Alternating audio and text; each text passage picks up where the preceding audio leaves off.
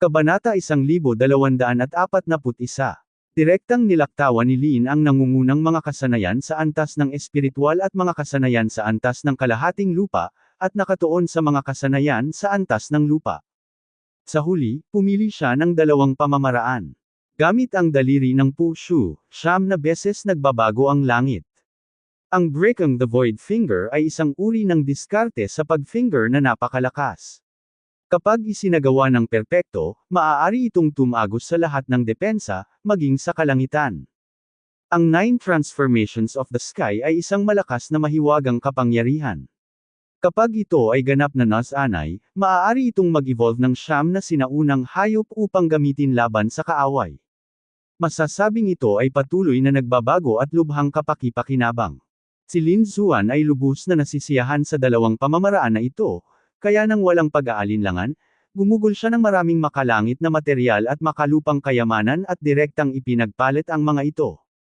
Ang Elder ng True Spirit Palace ay nagwagayway ng kanyang kamay, at biglang dalawang batong jade ang naging bahaghari sa kawalan sa itaas, at kaagad na dumating sa harap ni Lin Xuan. Hindi nagatubili si Lin Xuan, at kasabay ng pag-wave ng kanyang kamay, diretsyo niyang inilagay ang dalawang jade sleep sa storage ring. Pagkatapos, umalis siya sa True Spirit Palace. Sa mga sumunod na araw, nagsimulang magsanay si Lin Xuan ng Void Finger at ang 9 Transformations of the Sky. Ang dalawang diskarteng ito ay parehong mga diskarte sa antas ng lupa, na napakalakas, ngunit napakahirap ding magsanay. Sa kabutihang palad, si Lin Xuan ay may karanasan sa pagsasanay ng mga kasanayan sa antas ng lupa, kaya maaari niyang makuha ang 2 beses ang resulta sa kalahati ng pagsisikap. Kabilang sa mga ito, ang pagsira sa walang bisa ay tumutukoy sa kasanayang ito, na nangangailangan ng mga espesyal na pamamaraan ng pag-iisip upang mag-imbak ng espiritual na kapangyarihan upang magamit ito sa mga kritikal na oras. Ang mga espiritual na kapangyarihang ito ay gagawing walang bisang enerhiya at itatabi sa mga daliri ni Lin Xuan. Kapag oras na para gamitin ito, madalian ang pagbabago. Sa teoryang, lahat ng 10 daliri ay maaaring mag-imbak ng chi ng pagsira sa walang bisa. Gayunpaman, ito ay makakamit lamang sa perpektong estado, at maaari lamang itong iimbak ni Lin Xuan sa isang daliri ngayon. Ang 9 na pagbabago sa kalangitan ay 9 na magkakaibang mga selyo, at ang bawat selyo ay tumutugma sa isang sinaunang hayop. Ang 9 na selyo ay tumutugma sa 9 na sinaunang hayop. Kapag ginamit, ito ay masasabing napakalakas. Ang 9 na seal ay ang Chongqi, Tianpeng, Dijiang, Juying, Zuyan, Baihu, Hanwu, Huafeng, at Kanglong. Ang bawat isa ay isang lubhang nakakatakot na pag-iral. Sa panahong ito, sinasanay ni Lin Xuan ang dalawang teknik na ito sa pag-iisa at nakagawa ng tiyak na pag-unlad. Sa isang kisap mata, 2 buwan na ang lumipas. Nagdulot nga si Tianyuk ng ilang kaguluhan sa kontinente ng Tianwo, at kalaunan ay nagalit ang hari at nagpasimula ng isang malaking digmaan. Ngunit hindi maganda ang kalagayan ni Tianyuk, at madalas itong pinigilan ng kadena ng bituin. Kaya naman, hindi niya sinamantala ang laban na ito. Hindi nagtagal, kumalat ang balita ng pagkatalo ni Tianyuk sa buong kontinente ng Tianwo. Matapos marinig ang balita, lahat ay nakahinga ng maluwag. Kumunat ang noo ni Lin Xuan. Alam niyang malamang na hindi ito ang tunay na kapangyarihang panlaban ni Tianyuk, ngunit natalo ito dahil sa Star Chain. Gayunpaman, magandang balita ito para sa kanya. Hindi bababa sa hindi siya aatakihin ni Tianyuk sa maikling panahon. For a time, lahat ng major forces ay nagangat din ng kanilang mga depensa. Sa araw na ito, isang matinding labanan din ang nagsimula sa isang larangan ng digmaan sa Shanwo Academy. Ang dalawang panig na naglalaban ay sina Dugo Aoshan at Li Yunfei, na pamilyar sa lahat. Sa sandaling ito, malakas ang aura ni Li Yunfei at nakalusot na siya sa ikapitong antas ng Venerable Heaven. Hindi ko inaasahan na mabilis kang makapasok sa ikapitong antas ng Venerable Realm, ngunit hindi mo pa ako kalaban. Sabi ni Dugo Aoshan Chensheng. Masasabi mo lang kung ikaw ang kalaban mo o hindi sa pamamagitan ng paghahambing. Si Li Yunfei ay kasing cool at kalmado ng isang gwapong binata. Sa sumunod na sandali, ikinumpas niya ang kanyang palad at mabilis na inatake si Dugo Aoshan. Sunod-sunod na lumitaw ang mga anino ng palad, bumagsak mula sa langit at bumaril pababa, na natakpan si Dugo Ocean sa isang iglap. Ang nakakatakot na daloy ng kapangyarihan ay tila pinigilan si Dugo Ocean. Si Dugo Ocean ay umungal din ng malakas at mabilis na itinaas ang kanyang espada para umatake. Isang nakakasilaw na liwanag ang sumambulat mula sa mahabang espada, at ang enerhiya ng espada ay parang bahaghari, mabilis na lumalas patungo sa malaking liwanag na palad. Ang dalawa sa kanila ay lumaban sa isang nakakatakot na momentum. Pagkatapos ng 50 galaw, natalo si Li Yunfei. Natalo ako. Huminto si Li Yunfei, hindi masyadong nadismaya. Ang iyong pag-unlad ay lampas sa aking inaasahan. Kung hindi pa ako nakapasok sa Venerable Seventh Heaven ng maaga, ang kahihinatnan ng labanang ito ay hindi malalaman.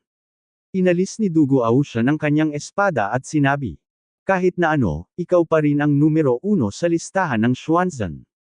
Number 1. Bahagyang umiling si Dugo Ocean, not necessarily, at least you have to compare with him to know. Ang ibig mong sabihin ay Lin Xuan. Naging mataimtim din ang ekspresyon ni Li Yunfei, sa katunayan, nakapasok na siya sa pangunahing lugar ng lihim na kaharian, at sa palagay ko ang kanyang pag-unlad sa pagkakataong ito ay magiging mas malaki. Hindi ko lang alam kung sino ang mas magaling sa pagkakataong ito. Just in time, gusto ko rin siyang pag-usapan, why not go together? Mabuti. Pagkatapos, tumayo silang dalawa at lumipad patungo sa patio kung nasaan si Lin Xuan. Kasabay nito, ang Xingdian ng Shanwo Academy. Huminga ng malalim si Montaigne at naglakad palabas ng palasyo. Sa oras na ito, isang boses ang dumating, Junior Brother Meng, saan ka pupunta? Tanong ng isang gwapong binata. Senior Brother Zuo, bumalik ka na, nakangiting sabi ni Montaigne, paano ito? Naging maayos ang misyon. Hindi naman masama. Bagamat may ilang mga problema sa daan, sa wakas ay matagumpay itong natapos. Ang gwapong binata na si Zuo Donglei ay ngumiti, at pagkatapos ay muling nagtanong, saan ka pupunta? Bakit ka mukhang solemn na? May makikipag-sparring ako, sabi ni Montaigne. Nako, sino kayang magseryoso sa'yo? Si boss ba? How could it be the boss? Since natalo ako kay boss sa isang suntok last time, I don't dare challenge him again. Si Montaigne ay nagbigay ng isang mapait na ngiti, at pagkatapos ay sinabi, sa pagkakataong ito ay nakikipag-sparring tayo sa isang junior brother. Oh, junior brother, baka ang batang iyon na si Dugo Ocean. Bakit, ang batang ito ay gumawa ng napakahusay na pag-unlad sa Tianyu Secret Realm na maaari niyang labanan laban sa iyo. Nalilito si Zuo Donglei. Hindi, ito ay isang lalaki na nagngangalang Lin Xuan. Narinig ko na si Lin Xuan. Medyo maganda ang reputasyon niya kamakailan, pero mukhang wala pa siyang lakas para labanan ka. Kung tutuusin, may pinagkaiba kayo ng mahabang edad. Labis na nagulat si Zuo Donglei. Ngunit bahagyang umiling si Montaigne, Senior Brother Zuo, kung hindi mo pa siya nakikita, hindi mo alam na napakahiwaga ng batang ito. Noong siya ay nasa Tianyu Secret Realm, maaari niyang makipagkumpetensya sa ika-11 anak ng pamilyang Shen sa paglilinang ng Venerable Sixth Heaven. Ngayong nakasulong na siya sa Venerable Seventh Heaven, dapat na mas malakas pa ang kanyang lakas. Oh, ang ibig mong sabihin ay kayang lumaban si Lin Xuan ng lampas sa antas kapag kaharap ang isang walang katulad na henyo. Lahat ito ay kawili-wili. Naging interesado rin si Zuo Donglei, hindi ko inasahan na may isang mahiwagang disipulo sa ating akademya. Dapat mong tingnan. Okay, sabay na tayo. Tumango si Montaigne, at saka umalis kasama si Zuo Donglei. Maraming tao ang nagkukumpulan. Si Wang Li at iba pang mga disipulo ng Longjian Pavilion ay labis na nasasabik, Brother Zuan, salamat sa mga makalangit na materyales at makalupang kayamanan na ibinigay mo sa amin, ang aming paglilinang ay bumuti ng malaki sa nakalipas na 2 buwan. Tuwang-tuwa siya dahil sa pagkakataong ito ay direktang na-promote siya sa ika-6 na antas ng Venerable Heaven. Masasabing mabilis ang pag-unlad. Bilang karagdagan, si Dong Fangxiong ay na-promote din sa ika-6 na antas ng kagalang-galang na langit, habang ang iba ay tumaas din ng malaki sa lakas, at marami ang umabot sa ika-5 antas ng kagalang-galang na langit. Bagamat hindi pa rin niya kayang ikumpara kina Dugo Ocean, Lee Yun-fei at iba pa, napabuti niya ang kanyang paglilinang ng 1 o 2 antas sa loob lamang ng 2 buwan. Ang balitang ito ay magugulat sa lahat. Pagkatapos ng lahat, ito ang kaharian ng kagalang-galang. Isang grupo ng mga tao ang tumingin kay Lin Xuan at lubos na nagpapasalamat, dahil kung wala ang likas na kayamanan na ibinigay sa kanila ni Lin Xuan, hindi nila mapapabuti ng gusto ang kanilang paglilinang sa maikling panahon.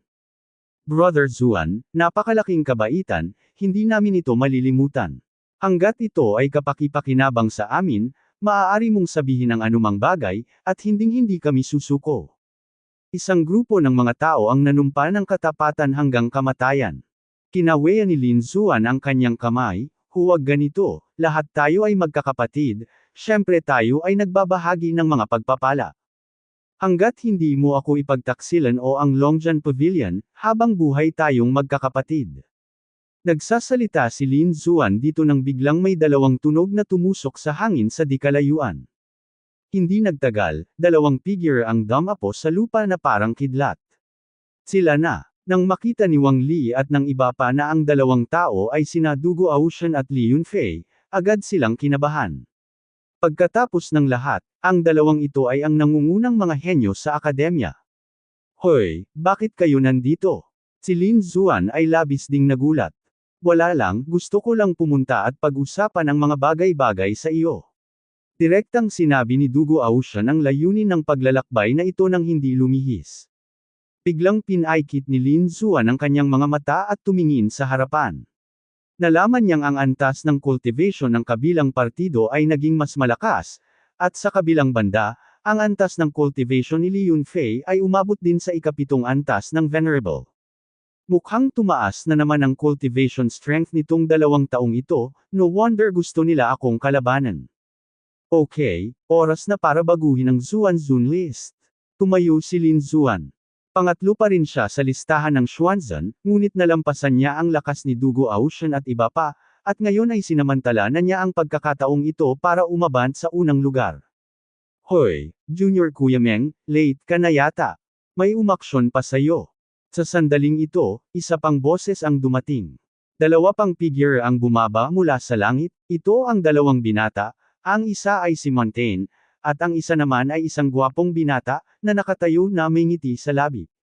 Nakita ko na si Brother Montaigne. Sigaw ng isang grupo ng mga tao. Tumanggo si Montaigne, pagkatapos ay itinuro ang binata sa tabi niya at sinabing, ito si Zuo Donglei, Senior Brother Zuo. Nakilala ko si Senior Brother Zuo. Sumigaw ang lahat, at pagkatapos ay nagulat, ito ba ang henyo na pumangalawa sa Xuanzun list noong nakaraang pagkakataon? Laking gulat nila. Hindi nila inaasahan na hindi lang dumating si Montaigne, kundi may dala pa siyang mas makapangyarihan. Ang Zuo Donglei na ito ang pangalawa sa pinaka-talented na tao sa Xuanzun list noong nakaraang taon, at nanatili rin siya sa Xingdian pagkatapos ng graduation. At saka, mas malakas pa ang kanyang lakas. Maaga niyang naabot ang ika-8 antas ng kagalang-galang na langit. Masasabing mas malakas siya kaysa sa atin. Walang sinumang umasa na darating dito ang isang makapangyarihang tao. Nasaan ang 2 nakatatandang kapatid na lalaki dito? Tanong ni Lin Xuan. Wala lang, I want to discuss things with you. Nandito lang si Senior Brother Zuo para manood ng saya. Ipinaliwanag din ni Montaigne ang kanyang pakay. Ano, nakikipagkumpetensya na naman tayo kay Kuya Xuan. Natigilan ang lahat. Kung dumating sina Dugo Ocean at Li Yunfei para makipagkumpetensya, normal lang ito. Kung tutuusin, halos pareho sila ng lakas, at kailangan nilang makipagkumpetensya para makita kung sino ang numero 1 sa listahan ng Xuanzun. Gayunpaman, magkaiba sina Meng Tian at Zuo Donglei. Kung tutuusin, nakapagtapos na sila at hindi na mga alagad ng akademya. Hindi sila makikipagkumpetensya kay Lin Xuan para sa rangkang sa Xuanzun list. Bukod dito, pareho silang kagalang-galang na mga Diyos sa ika-8 antas, kaya masasabing napakalakas nila. Kahit na ang mga matatandang tao ay nakakaramdam ng kababaan sa kanilang sarili. Bagamat ang mga taong tulad ni Lin Xuan at Dugo Ocean ay mga walang katulad na henyo, sila ay mas bata pa, at ang kanilang antas ng paglilinang ay ika-7 antas lamang ng kagalang-galang, kaya't hindi sila tugma para sa kanila. Siyempre, walang ideya ang mga taong tulad ni Wang Li tungkol sa kasalukuyang lakas ni Lin Xuan o sa pagganap ni Lin Xuan sa Kangsong Hall. Kaya naman nagdududa sila. Bagamat si Montaigne at ang iba ay nakapasok sa Tianyu Secret Realm, sila ay nasa ibang lugar at hindi nila kasama si Lin Xuan, kaya hindi nila masyadong malinaw ang tungkol sa kapangyarihang panlaban ni Lin Xuan mamaya. Sa makatuwid, ang mga taong ito ngayon ay hindi alam ang tunay na lakas ni Lin Xuan. Higit pa rito, hindi nila inisip na si Lin Xuan ay maaaring magkaroon ng kapangyarihang panlaban ng isang ikawalong antas na kagalang-galang. Pagkatapos ng lahat, kapag mas malayo ka sa likod, mas mahirap lumaban ng higit sa antas. Gayunpaman, mahinahong ngumiti si Lin Xuan, kung ganoon, mangyaring hilingin kay Brother Meng na maghintay sandali. Kapag natapos na kaming mag-compete ni Dugo, pag-uusapan namin ang isa't isa. Mabuti. Tumango si Montaigne, saka tumabi. Si Zhuo Donglei ay interesado rin. Sa kanyang opinyon, sina Dugo Ocean at Lin Xuan ay halos magkapareho ng lakas, at ang labanan sa pagitan ng dalawa ay dapat na isang labanan sa pagitan ng mga dragon at tigre. Sa ganitong paraan, mas malinaw din niyang napagmamasdan kung ano ang nakapagtataka tungkol kay Lin Xuan. Nang makita ito, si Li Yunfei at ang iba pang mga disipulo ng Longjian Pavilion ay tumabi din para magbigay ng sapat na espasyo.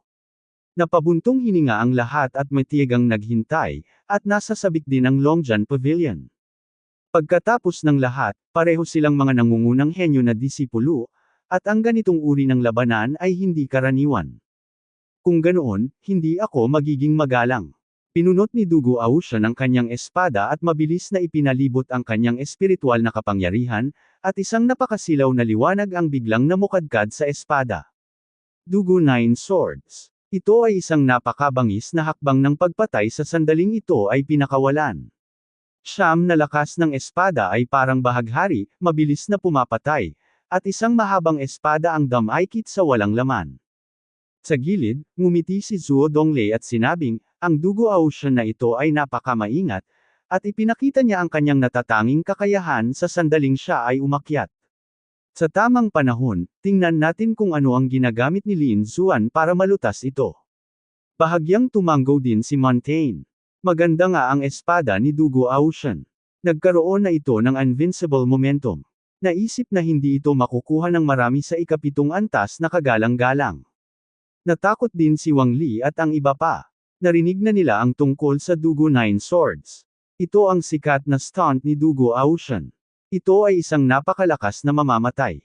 Hindi nila inaasahan na ang kalaban ay gagamit ng ganoong stunt sa sandaling siya ay dumating. Sa ilang sandali, hindi nila maiwasang mag-alala tungkol kay Lin Xuan.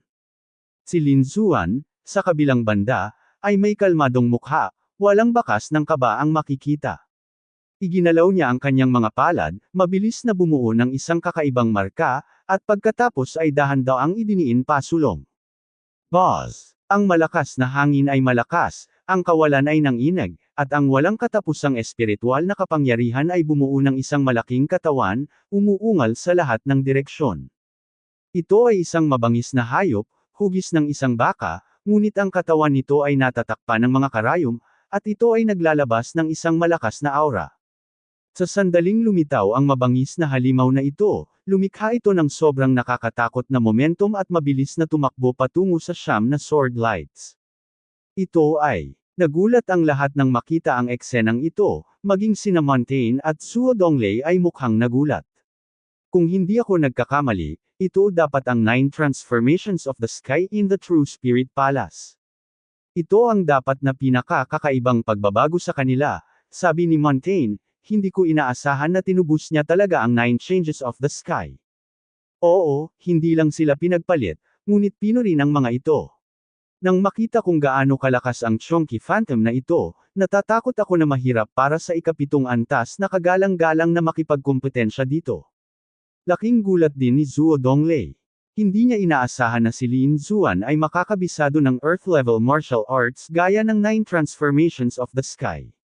What a magical boy! Mukhang may problema si Dugo Ocean. Oo nga, ang malaking chunky sa kalangitan ay dumaan, agad na pinasabog ang siyam na sword lights, at pagkatapos ay mabilis na sumugod patungo sa Dugo Ocean. Biglang lumiit ang mga mag-aaral ni Dugo Aoshan. Hindi niya inaasahan na may kakaibang kakayahan si Lin Xuan sa kanyang kamay, na maaaring makabasag ng kanyang Dugo Nine Sword sa isang iglap. Ito ay labis na ikinagulat niya, ngunit kung tutuusin, siya ay isang nangungunang talento, kahit na siya ay hindi nasagot ang bawat galaw, hindi siya matatalo. Huminga siya ng malalim, mabilis siyang lumipat sa gilid. Lingshi Sword Technique. Nang makita ang lakas ni Lin Xuan, hindi nag-atubili si Dugo Aoshan at nagpakita ng isang makapangyarihang pamamaraan ng espada. Isa rin itong Earth-level sword technique, na tinubos niya mula sa True Spirit Palace, at tinatawag na Lingshi Sword Technique. Ang sword technique na ito ay napakalakas. Bagamat ngayon pa lang niya ito nakuha at hindi pa nakakabisado, ang kapangyarihan ng Earth-level sword technique ay hindi maaaring maliitin. Oo naman, sa sandaling lumabas ang Lingshi Sword Technique, ang kalangitan ay napuno ng liwanag ng espada, at mabilis na nalabanan si Kyung-chi. Nang makita ang eksenang ito, lihim na nakahinga ng maluwag si Dugo Aoshan. Napabuntong hininga si Lin Xuan. Hindi niya inasahan na si Dugo Aoshan ay talagang may kasanayan sa espada sa lupa sa kanyang mga kamay. Pero wala siyang pakialam. Sa sumunod na sandali, unti-unting nagbago ang kanyang mga handprints, at pagkatapos ay uminom siya sa mahinang boses. Mga Kat-anji tanging pagbabago, nakakagulat na dagandong. Kasama ng kanyang selyo, mabilis ding gumalaw ang malaking Chenkyu Phantom sa walang laman sa itaas. Bagamat ito ay isang multo, ang siyam na pagbabago sa kalangitan ay lubhang mahiwaga, at ang Chonky na ipinakita sa sandaling ito ay parang isang tunay na walang katulad na hayop. Nakita ko siyang nakatingala sa langit at umuungal, na para bang may espesyal na kasanayan ang kanyang ginagawa. Tamang-tama, sa susunod na sandali, ang kalangitan ay napuno ng mga panginginig ng espiritual na enerhiya, at isang malaking alon ng tunog ang mabilis na umusbong. Ang sound wave na ito ay naging asul, tulad ng tubig sa dagat, lubhang nakakatakot, at naglalaman ng nakakatakot na kapangyarihan. Kung tatamaan ng sound wave na ito, kahit na ang isang ikawalong antas na kagalang-galang ay maaaring hindi mapaglabanan ito. Ang sound wave na ito ay masyadong nakakatakot, kaya kahit na si Dugo Aoshan ay may Lingshi sword skills, hindi niya ito kayang pigilan. Nawala ang liwanag ng espada sa kalangitan, at patuloy na umatras si Dugo Aoshan. Sa kabutihang palad, isa lang itong ordinaryong sparring match. Walang pinatay si Lin Xuan, kaya hindi nasugatan si Dugo Aoshan. Gayunpaman, ang enerhiya at dugo sa kanyang katawan ay patuloy na umikot, at hindi niya nagawang pakilusan ang kanyang espiritual na kapangyarihan sa maikling panahon. Nang makita ang eksenang ito, nagulat ang lahat at hindi makapaniwalang ibinuka ang kanilang mga bibig. Dalawang galaw lang, natalo si Dugo Aoshan. Iyon ay dahil si Dugo Aoshan ang nangungunang henyo sa mga disipulo ng Shanwu Academy, ngunit siya ay natalo ng ganito. Saglit, ang lahat ay tumingin kay Lin Xuan ng may pagtataka. Imposible, how is this possible? Tumaas ba ang lakas ng batang ito sa ganoong level? Sa gilid, mukhang natarante si Li Yunfei. Bago dumating, hinuhulaan pa niya kung mananalo si Lin Xuan o mananalo si Dugo Aoshan. Dahil sa kanyang opinyon, ang labanan ng dalawang panig ay tiyak na labanan ng dragon at tigre, na hindi mapaghihiwalay. Ngunit sa hindi inaasahang pagkakataon, naging one-sided ang sitwasyon. Sa dalawang galaw, natalo si Dugo Aoshan. Dahil dito ay nahirapan siyang maniwala sandali. Lalong tuwang-tuwa ang mga nakapaligid na disipulo ng Longjian Pavilion. Naikuyom nila ang kanilang mga kamao at puno ng kagalakan ang kanilang mga mukha. Tinalo ni Brother Xuan si Dugo Aoshan sa dalawang galaw. Hindi, ito ay masyadong nakakagulat. Si Brother Xuan ba ay napakalakas na? Si Brother Xuan ay makapangyarihan at nangingibabaw. Ang isang grupo ng mga tao ay nasa sabik. Sa di kalayuan, nagulat din sina Montaigne at Zhuo Donglei, hindi nila inaasahan na mangyayari ang ganoong bagay. Talagang mabilis ang kanyang pag-unlad. Solemn na ang boses ni Montaigne. At nagulat din si Zhuo Donglei. No wonder kung gaano mo pinahahalagahan ang batang ito. Napaka-misteryoso niya at napakalakas ng kanyang fighting power. Natatakot ako na halos umabot na ito sa ikawalong antas ng kapangyarihang panlaban ng Venerable. Mabilis na nag-chat ang dalawa, at muling bumuti ang kanilang pangunawa kay Lin Xuan. Sa bukid ay pilit na pinatatag ni Dugu Hautian ang enerhiya at dugo sa kanyang katawan, hanggang ngayon ay blanko pa rin ang kanyang isip. Dahil hindi lang niya matanggap ang kasalukuyang sitwasyon. Dalawang galaw lang. Sa pag-iisip tungkol dito, puno siya ng kumpiyansa noon, iniisip na kaya niyang talunin si Lin Zuan sa pagkakataong ito, ngunit hindi niya inaasahan na natalo siya ng kalaban sa dalawang galaw. Sa pag-iisip nito, mabilis na nanginig ang kanyang katawan, at sa wakas ay bumantong hininga siya na may napakalungkot na ekspresyon, natalo ako. Tinanggap. Bahagyang sinabi ni Lin Zuan, ngunit ang kanyang puso ay napuno ng lubos na kaligayahan. Napakalakas talaga ng 9 transformations of the sky. Ginamit lang niya ang unang chunky transformation at tinalo si Dugu Aocean sa dalawang galaw. Lampas sa inaasahan niya. Kasabay nito, sa Shanwu Academy, muling nagbago ang ranking sa Blackstone tablet na 10,000 talampakan ang taas. Si Lin Zuan, na orihinal na nasa pangatlo, ay biglang sumikat tulad ng araw at mabilis na sumikat, sa wakas ay tumalon sa unang posisyon. At ang pangalan ay pinalitan din ng kulay ube at ginto. Ngunit si Dugu Aocean, na orihinal na unang nirerango, ay bumaba sa pangalawang pwesto. Pagkatapos niya, si Li Yunfei at ang iba pa ay bumaba ng isang lugar sa pagkakasunod-sunod. Malaking balita, nakakagulat na balita. Tingnan mo, nagbago ang listahan ng Zuan. Hindi mabilang na mga alagad ang nabaliw. Hindi ba normal na mangyari ang mga pagbabago? Kung tutuusin, maraming mga master ang nag-improve ng husto sa Tianyu Secret Realm sa pagkakataong ito. Hindi, ito ay sina Lin Zuan at Dugu Aocean. Ang pangalan ni Lin Zuan ay tumalon sa unang lugar. Anong sinasabi mo na natalo si Dugu Aocean? Nagulat ang lahat. Bagamat hindi nila nakita ng sarili nilang mga mata ang laban ni Lin Zuan at Dugu Aocean, ipinaliwanag na ng pagbabago sa kanilang mga pangalan ang resulta. Iyon ay si Dugu Aocean, na palaging nangungunang henyo sa akademya, isang nilalang na tinitingala ng hindi mabilang sa kanila. Gayunpaman, ngayon, natalo siya, at hindi sa kamay ng kanyang malakas na kaaway na si Li Yunfei, kundi sa kamay ng isang freshman na kakapasok lang sa paaralan sa loob ng isang taon. Pagkatapos ng isang taon ng pag-enroll, matagumpay niyang naabot ang tuktok ng Xuanzhen ranking. Ang tagumpay na ito ay hindi pa nangyari dati. Masasabing gumawa ng milagro si Lin Zuan. Hindi ba pumasok si Dugu Aocean sa Heavenly Secret Realm sa pagkakataong ito at ang kanyang lakas ay tumaas ng husto? Oo, naalala ko na naabot na niya ang ika-7 antas ng paggalang. Hindi kaya sa ganitong uri ng lakas, hindi niya kayang talunin si Lin Zuan. O Diyos ko, nakakatakot itong si Lin Zuan. Gaano siya kabata? 20 taong gulang pa lamang siya. Isa na siyang ika-7 antas na kagalang-galang.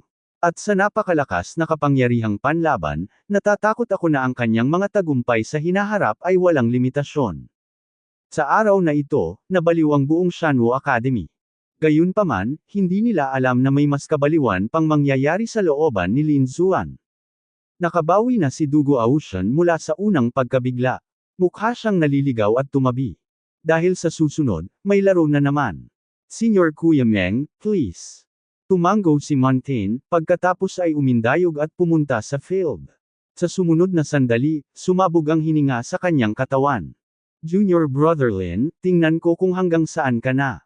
Panay ang boses ni Montaigne, at pagkatapos ay sumabog ang aura ng kagalang-galang na 8th Heaven.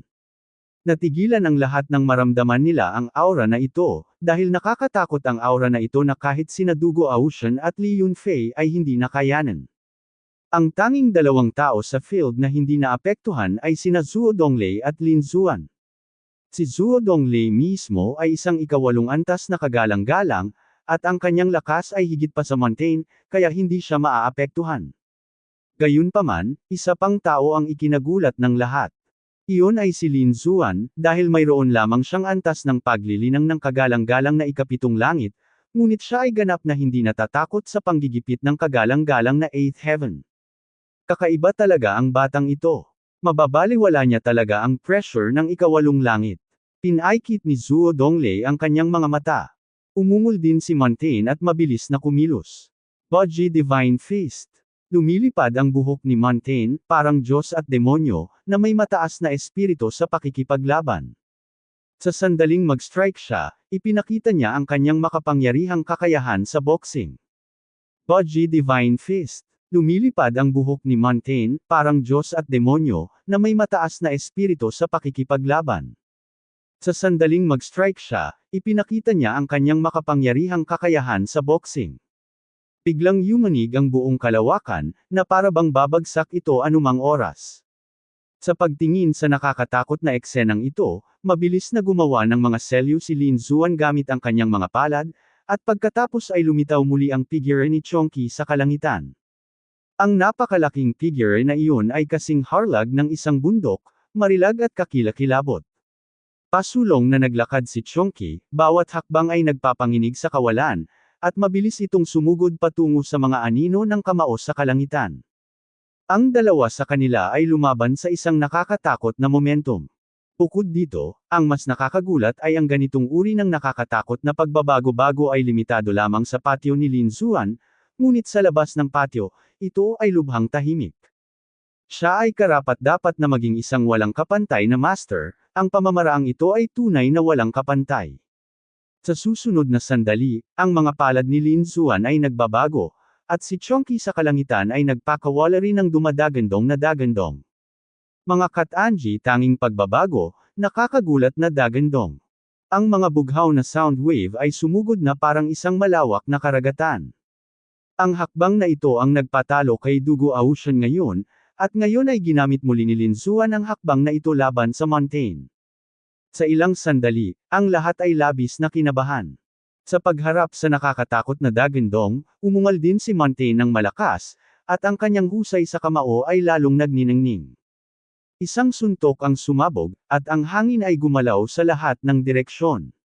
Ang malakas na kamao ay nagdadala ng nakakatakot na enerhiya, lumalaban at asol na sound wave. Pagkatapos ng lahat, siya ay isang master ng ikawalong langit, kaya masasabing siya ay napakalakas, kaya't siya ay nakatiis sa mga sound wave na ibinubuga ng Chongqi. Hindi lang iyon, ang tuloy-tuloy na suntok ni Montaigne ay tuluyang nabasag ang lahat ng sound wave, at inatake niya si Lin Xuan ng may napakarahas na ugali. Nagulat ang lahat at namamanhid ang kanilang balat. Karapat-dapat siyang maging isang kagalang-galang na pangwalong antas. Talagang nakakatakot siya. Si Lin Xuan ay may kalmadong ekspresyon sa kanyang mukha. Inalis niya ang 9 changes of Heaven Seal, pagkatapos ay yumuko ang kanyang mga daliri at pamitik pasulong. Sirang walang bisang daliri. Ang liwanag ng daliri ay parang dragon, na agad na sumusulpot. Napakabilis ng liwanag, parang kidlat, na wala sa ere sa isang iglap. Ang bawat tao'y hindi maaaring makuha ang tilapon sa lahat, at maaari lamang makita ang walang katapusang walang laman na mabilis na nabasag. Ano? Nang makita ang eksenang ito, inalis din ni Zhuo Donglei ang kanyang ngiti at ang kanyang ekspresyon ay naging sobrang solemn na.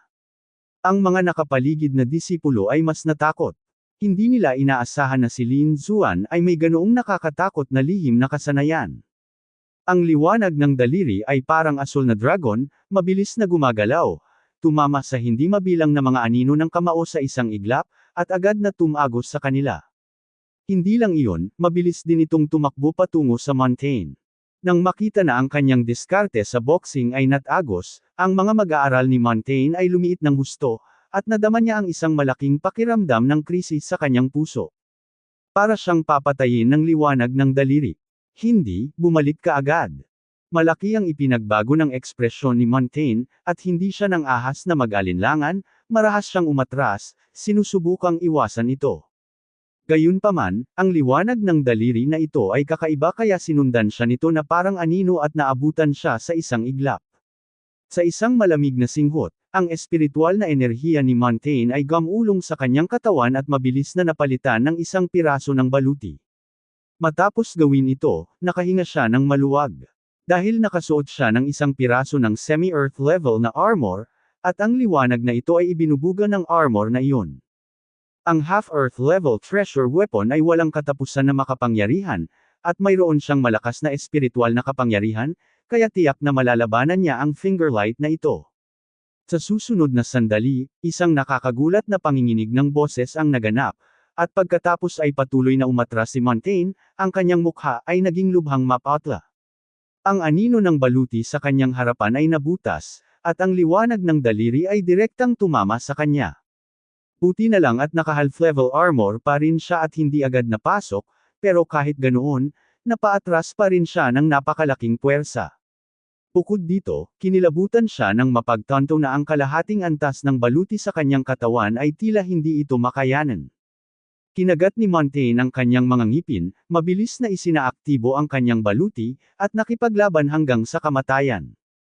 Sa kabutihang palad, sa huli, ang baluti sa kanyang katawan ay lumaban sa liwanag ng daliri. Pagkatapos niyang gawin ito, basang-basa na siya. Bagamat 2 galaw lang ang ginawa, tila napakahirap na labanan. Ito ba ang kanyang kapangyarihan? Ang puso ni Montaigne ay tumibok ng malakas. Nalaman niyang kapag nakaharap kay Lin Xuan, walang pag-asang manalo. Lalo na ang huling galaw na muntik na siyang mapatay.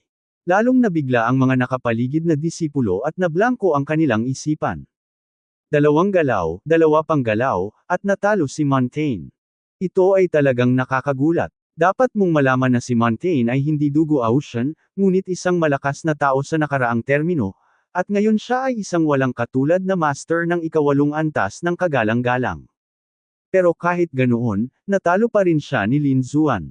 Sa pag-iisip nito, nanginig ang puso ng lahat, at namutla pa nga sina Dugo Ocean at Li Yunfei.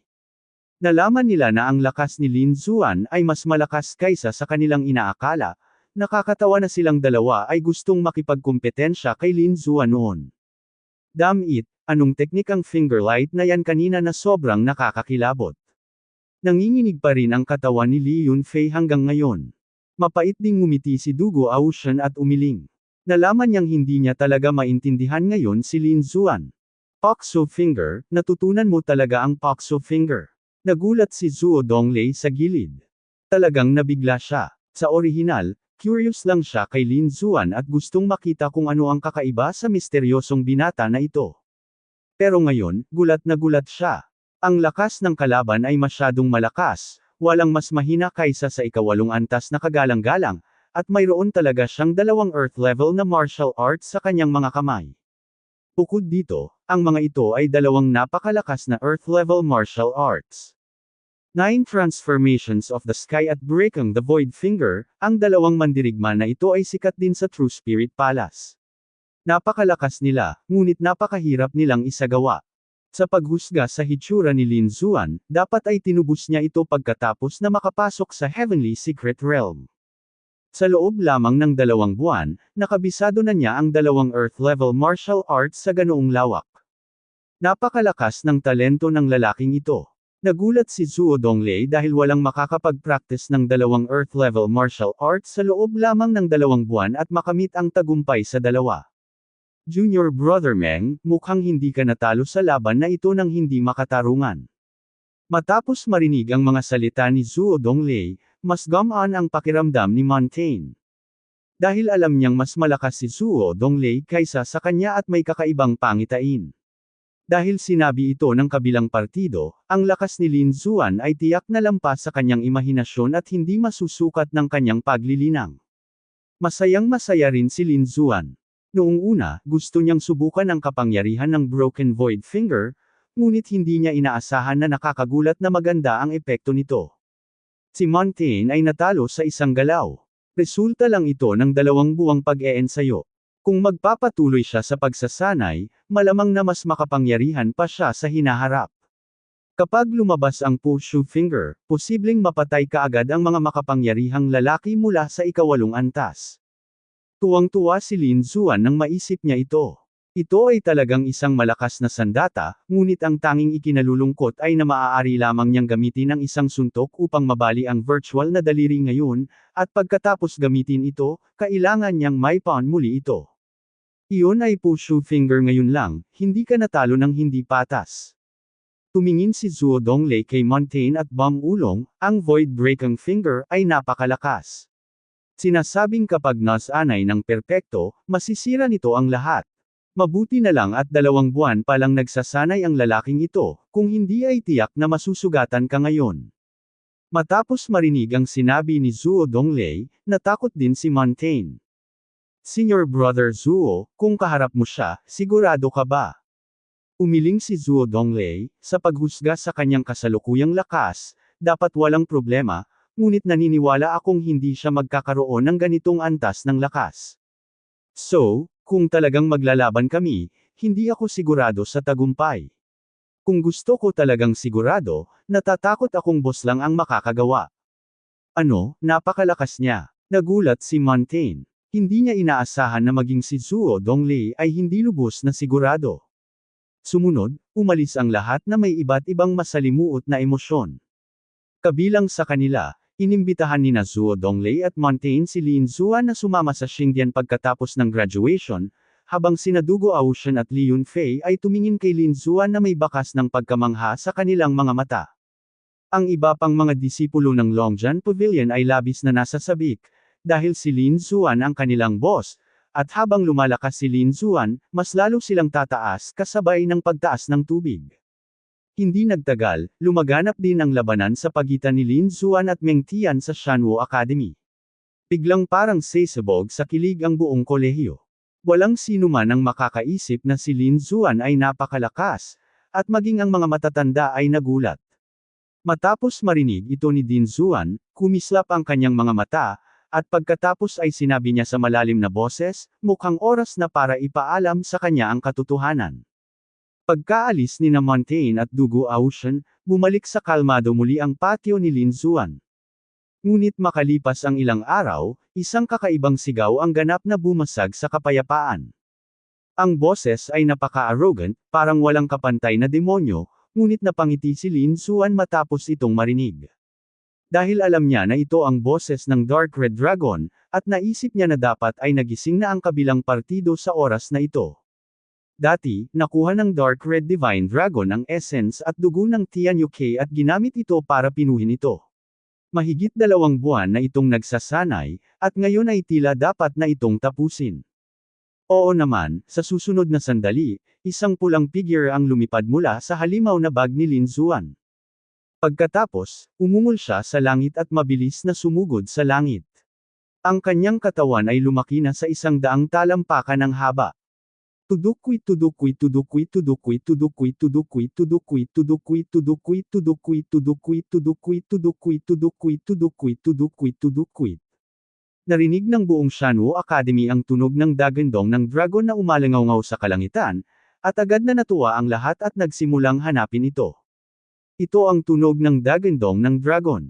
Sa Shanwo Academy, ang mga elder ay tuwang-tuwa, at bawat isa sa kanila ay naglabas ng malakas na liwanag at mabilis na sumugod sa kalangitan. Maging ang mga mata ni Din Zuan ay namumulaklak ng nakakatakot na liwanag, tulad ng 2 matalim na espada, na tumutusok sa kawalan at nakatingin sa itaas. Wala silang magawa, masyado silang nabigla. Dapat mong malaman na ang Dragon Clan ay isang aktibo at misteryosong pag-iral. Kahit na may patak ng dugo ng dragon sa kanilang True Spirit Palace, nakuha ito sa malaking halaga. At mayroon lamang isang patak sa kabuuan. Kaya naman, paanong hindi sila magugulat kapag ang tunog ng dagandong ng dragon ay lumitaw ngayon? Tumingin din si Lin Zuan sa langit, labis na nagulat. Ang madilim na pulang banal na dragon sa sandaling ito ay 100 talampakan ng haba at makapangyarihan. Hindi lamang iyon, napuno din siya ng malaking pamimilit. Kagalang-galang na 8 langit. Sa hindi inaasahang pagkakataon, isang patak ng essence at dugo ni Tianyuke ang nagbigay daan sa Dark Red Dragon na direktang bumalik mula sa cultivation level ng Venerable 5th Heaven hanggang sa 8th Heaven. Ito ay walang alinlangan na isang malaking pagpapabuti. Tila nasasabik din ang madilim na pulang dragon, tumangala siya sa langit at umungal muli, at kumalat ang tunog sa lahat ng direksyon. Direkta nitong ikinaalarma ang mga elder at makapangyarihang lalaki ng Shanwo Academy, at sinubukan nilang lahat na maramdaman ito. May mga taong lumabas pa nga ng diretsyo para hanapin ang dragon. Ruffian Long, bumaba ka na dali, baka mahuli kang nagpipino ng gamot. Mabilis na nagsalita si Lin Zuan.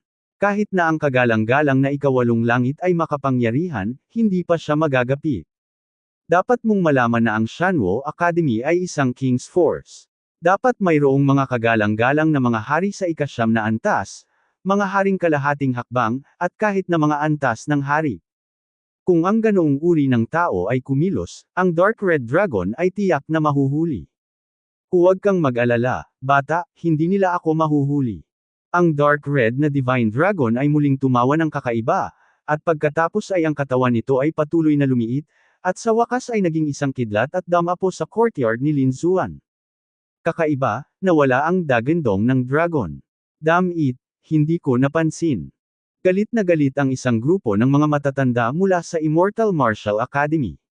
Halos, makita na nila ang maalamat na Dragon Clan.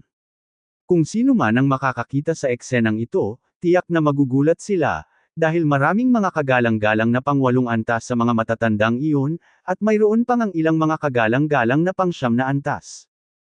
Iyon ay napakalakas na pag-iral. Ngunit ang mga taong ito ay labis na nabigo sa sandaling ito dahil na-miss nila ang dragon. Pinaikit ni Din Xuan ang kanyang mga mata, mukhang kaina-hinala. Dahil isang malabong figure lang ang nakuha niya at hindi niya nakita ang totoong Dragon Clan. Gayunpaman, bilang isang hari, ang kanyang lakas ay hindi pangkaraniwan, kaya't nahuli niya ang illusory figure na lumapag sa Shanwu Academy, at ang direksyon na iyon ay tila kung saan naroon si Lin Xuan. Hindi ba posible na ang Dragon Clan ay may kaugnayan din sa batang iyon? Nagulat si Din Xuan. Sa looban, tiningnan ni Lin Xuan ang madilim na pulang dragon at inikat ang kanyang mga mata, gumawa ka ng napakalakas na ingay nang lumabas ka. Talagang hindi ka natatakot na mahuli. Hoy, huwag kang matakot. Kahit ang hari ay baka hindi na ako mahuli ngayon. Medyo confident ang Dark Red Dragon. Nang marinig ito, walang magawang umiling si Lin Xuan, pagkatapos ay kumuha siya ng bowl ang kristal mula sa storage ring at inihagis ito sa madilim na pulang dragon. Ito ay para sa iyo, tingnan kung gusto mo ito. Anong klaseng regalo ang inihanda mo para sa emperador na ito? Nagtataka ang madilim na pulang dragon, at pagkatapos ay kinuha nito ang bowl ang kristal. Ngunit sa sumunod na sandali, natigilan siya, at bahagyang nanginig ang kanyang katawan.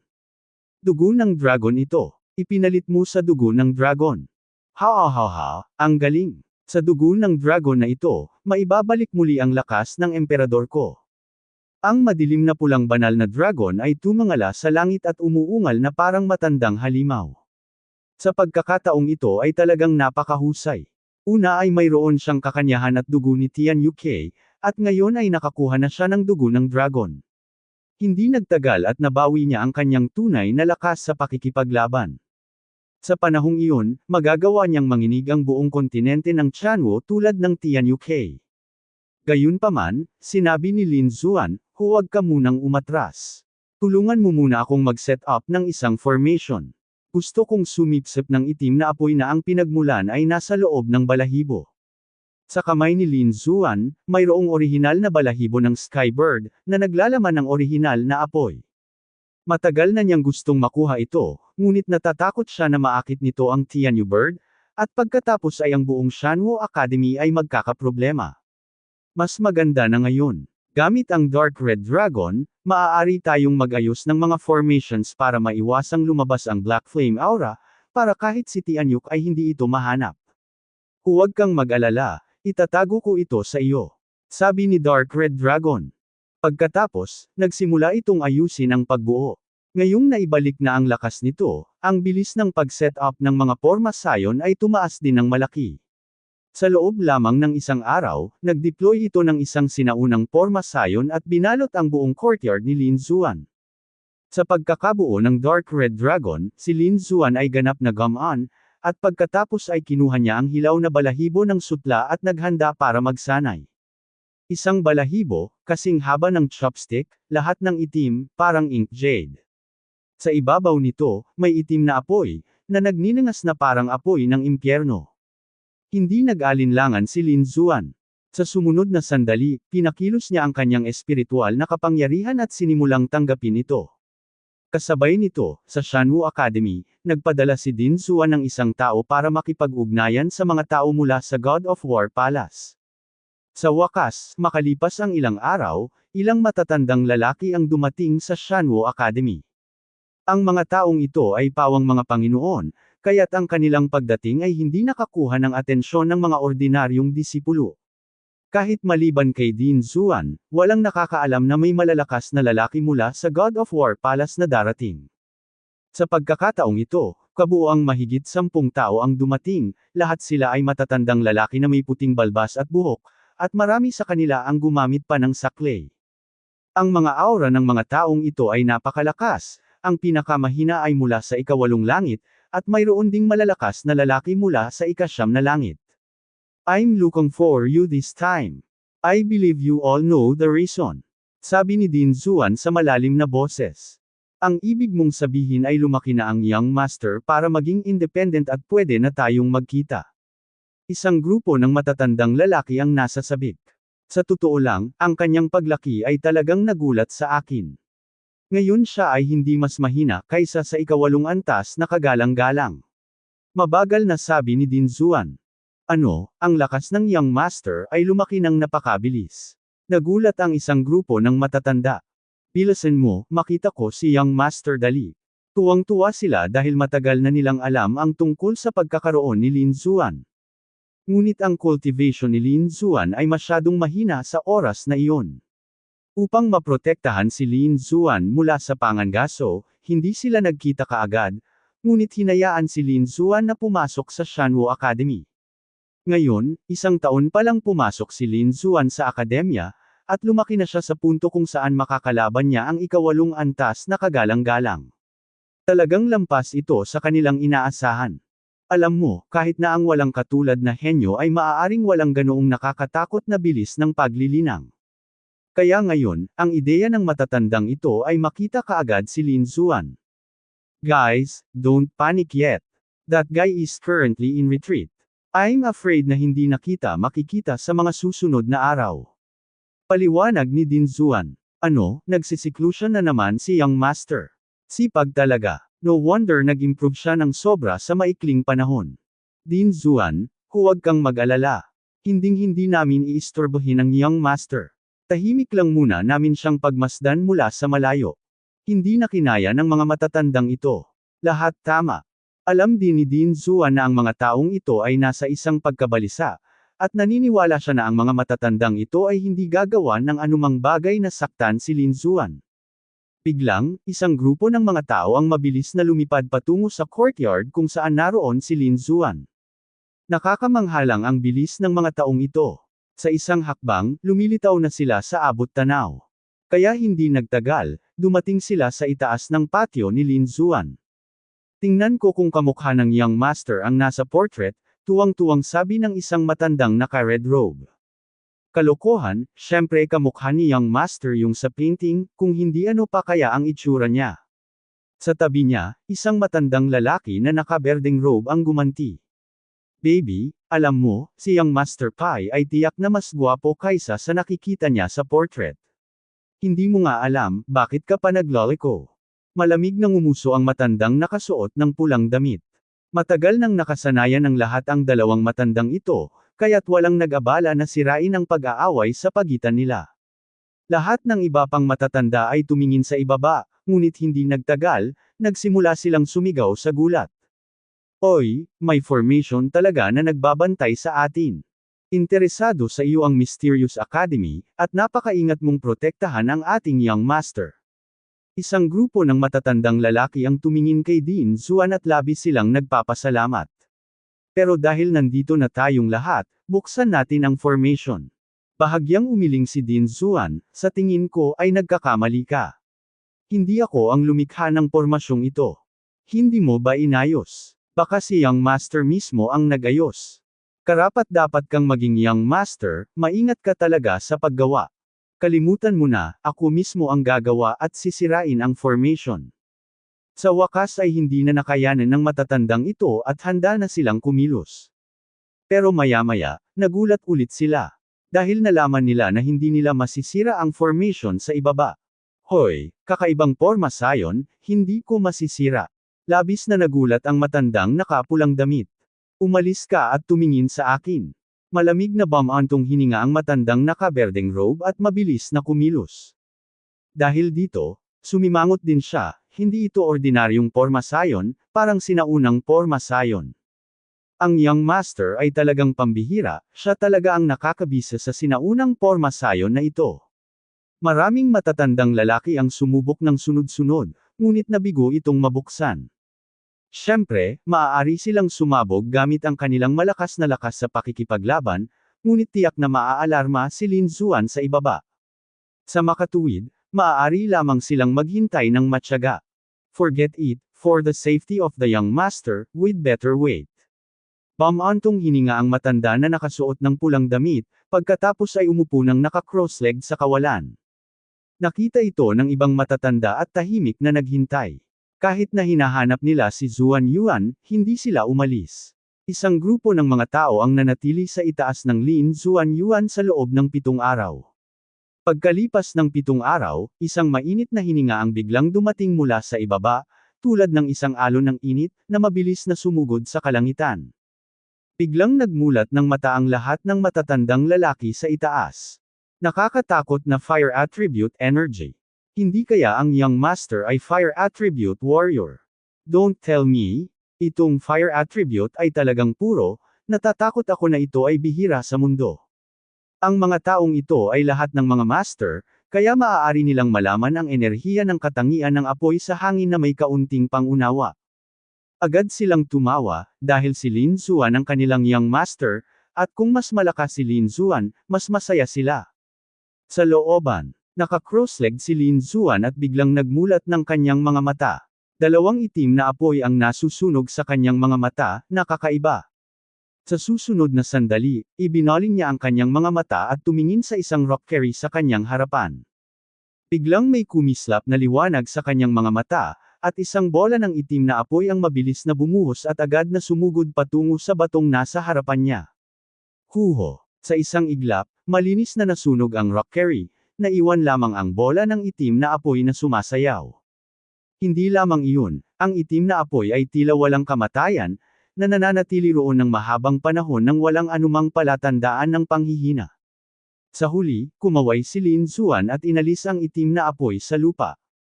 Ang apoy sa mga mata ni Lin Xuan ay ang apoy na martial spirit na kanyang pinalapot. Bukod dito, ang apoy na ito ay nagmumula sa itim na apoy sa katawan ni Tianyuk, at ang kapangyarihan nito ay lubhang nakakatakot.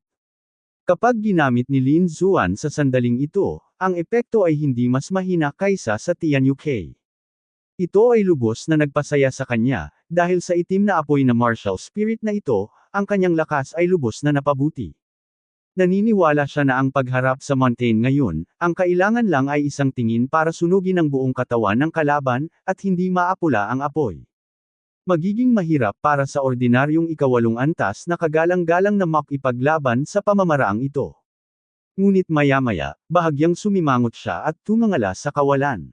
Dahil sa kapangyarihan ng kanyang kaluluwa, naramdaman niyang mayroong 12-dosenang makapangyarihang aura sa itaas. Ang pinakamalakas at pinakamahina sa mga aura na ito ay ang mga nasa ikawalong antas na kagalang-galang, at mayroon pa silang aura ng isang hari. Ito ay labis na ikinagulat niya. Napakaraming makapangyarihang tao sa itaas niya. Ito ay dapat na isang bagay na mahalaga. Gayunpaman, hindi siya masyadong nag-aalala dahil naramdaman niya na ang kingly aura ay dapat kay Lin Xuan. Isipin kung ang mga taong ito ay maglalagay ng anumang banta sa kanya. Sa makatuwid, hiniling ni Lin Xuan sa Dark Red Dragon na alisin ang pormasayon. Pagkatapos, sinabi niya sa malalim na boses, "Mga nakatatanda, mangyaring pumasok." Sa itaas, si Lin Xuan at ang mga elder ng God of War Palace ay matiyagang naghihintay. Bigla nilang nalaman na ang pormasayon sa ibaba ay nabuksan, at isang tunog ang pumasok sa kanilang mga tainga. "Mga nakatatanda, mangyaring pumasok. Young Master, ito ang Young Master na tumatawag sa atin." Excited ang isang grupo ng matatandang lalaki at agad na lumipad pababa. Bahagyang ngumiti din si Lin Xuan at tumalikod. Sa looban, umihip ang malakas na hangin, at mahigit 12 matatandang lalaki ang biglang lumitaw. Ang mga taong ito ay may malakas na aura at malupit na lakas, lalo na ang kanilang mga mata, na nagniningning sa nakasisilaw na liwanag. Bukod dito, ang mga taong ito ay nakatuon lahat kay Lin Xuan. Dahil tinatitigan ng napakaraming makapangyarihang matatandang lalaki, Maging si Lin Xuan ay hindi maiwasang makaramdam ng takot. Ngunit walang pakialam ang matatanda, lahat sila ay tumakbo pasulong, niyakap si Lin Xuan, at napaluha. Young Master, nakita ka na namin sa wakas. Mabuti, may pag-asa tayo sa pagkakataong ito. Young Master, kailangan mong pamunuan kami upang mabawi ang palasyo ng Diyos ng digmaan. Excited ang isang grupo ng matatandang lalaki. Nang marinig ni Lin Xuan ang mga salitang ito, labis siyang nabigla. Sa sandaling ito lamang niya napagtanto na ang mga makapangyarihang matandang ito sa harapan niya ay pawang mula sa God of War Palace. Siyempre, ito ay dapat mula sa panig ng kanyang ama, hindi mula sa panig ng representante ng master ng palasyo. Seniors, kung may sasabihin kayo, please talk to me and don't excited. Young Master, huwag mo na kaming tawaging senior. Masasaktan kami nito. Mabilis na umiling ang matanda. Sinabi ng matanda na nakasuot ng pulang damit, lahat tayo ay mga elder ng God of War Palace. Ako ang ikapitong pinakamatanda, at ito ang ikawalo, ikalabing-isa, ikalabindalawa, at ikalabing-apat. Nagpakilala ang matandang naka-red robe. Noon lang napagtanto ni Lin Xuan na lahat sila ay mga elder mula sa God of War Palace, at lahat sila ay mga pangunahing elder. Okay, mga elder, please stop crying. Sabihin mo muna sa akin ang tungkol sa sitwasyon sa God of War Palace at kung ano ang nangyari sa aking ama. Tanong ni Lin Xuan. Ang sitwasyon sa palasyo ng Ares ay hindi optimistiko. Sa pangkalahatan, kami ay nasa dehado at ganap na pinigilan. Pero huwag kang mag-alala, young master. Kahit na pinigilan sila, hindi nila tayo kayang sirain. Bukod dito, ngayong bumalik ka na, naniniwala ako na hindi magtatagal ay magagawa mo na kaming pamunuan upang mabawi ang palasyo ng Diyos ng digmaan. Kung tungkol sa Panginoon ng palasyo, siya ay nasa pag-iisa pa rin. Huwag kang mag-alala, hindi siya maaaring saktan ng Deputy Master ng palasyo at ng mga taong iyon. Bahagyang kumunat ang noo ni Lin Xuan matapos marinig ang mga salita ng ikapitong elder. Sa pangkalahatan, ang sitwasyon sa kanilang panig ay talagang hindi maganda. Masasabing napakasama, ngunit hanggat hindi magiging tunay na hari ang Deputy Palace Master balang araw, hindi magpapatalo ang kanilang panig. Mukhang kailangan na nating magmadali. Ano ang maaari nating gawin upang baligtarin ang kawalan at talunin sila? Tanong ni Lin Xuan. Ang ikapitong matanda ay nag-isip sandali at pagkatapos ay nagsabi, mayroong pangunahing dalawang aspeto. Ang una ay mga mapagkukunan. Hanggat maaari nating malampasan ang kanilang mga mapagkukunan, maaari nating pabagalin ang bilis ng pambihirang tagumpay ng Deputy Palace Master. Hanggat hindi siya sumisira at maging tunay na hari, may pagkakataon pa tayong manalo. Ang pangalawang bagay ay mga kaalyado. Ngayon, maraming makapangyarihang kaalyado sa Ares Palace, at sinusuportahan din sila ng pamilya Shen ng pamilya ng hari. Pero buti na lang, meron tayong immortal martial arts dito, so it's a tie. Gayunpaman, ang kapangyarihan ng mga pamilya sa ibaba ay mas mababa sa kanila. Tumango si Lin Xuan, sa wakas ay naunawaan na niya.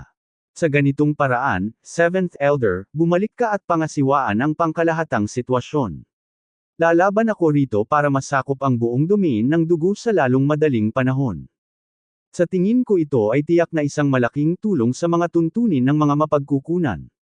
Lupigin ang dugo realm. Nang marinig ito, ang ikapitong elder at ang iba pa ay nagulat, at maging si Lin Xuan ay labis na nagulat. Bagaman ang ideyang ito ay mabuti, ang kaharian ng dugo ay hindi napakadaling lupigin. Ang kaharian ng dugo ay hindi tunay na pinag-isa sa nakalipas na ilang daang taon. Oo, young master, ang blood territory ay talagang masyadong magulo, at ang puwersa sa loob ay masyadong komplikado. Hindi lang iyon, ang Deputy Palace Master ay nakialam na sa blood domain. Sa kanila, sina Master Wu at Young Master Ling Feng ay nasa blood domain na ito. Natatakot ako na kontrolado nila ang karamihan sa buong domain ng dugo ngayon.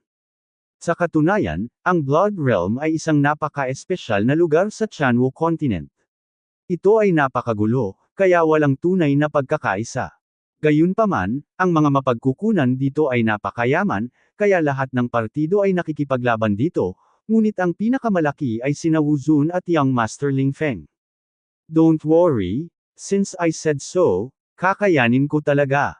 Matigas ang mga mata ni Lin Xuan. Huwag kang mag-alala. Tutal, nandito pa rin ang Shanwo Academy natin. Hanggat nandito tayo, hindi masasaktan si Lin Xuan. Sa oras na ito, nagsalita din si Din Xuan. Okay, mag-iwan tayo ng ilang matatanda para tulungan ang young master. Pinag-usapan ito ng ikapitong matanda at ng iba pa at sa wakas ay sumang-ayon. Sa huli, iniwan nila ang ikasyam na matanda at ang ikasampung matanda, habang ang iba ay bumalik upang pangasiwaan ang pangkalahatang sitwasyon. Young Master, ano ang susunod nating gagawin?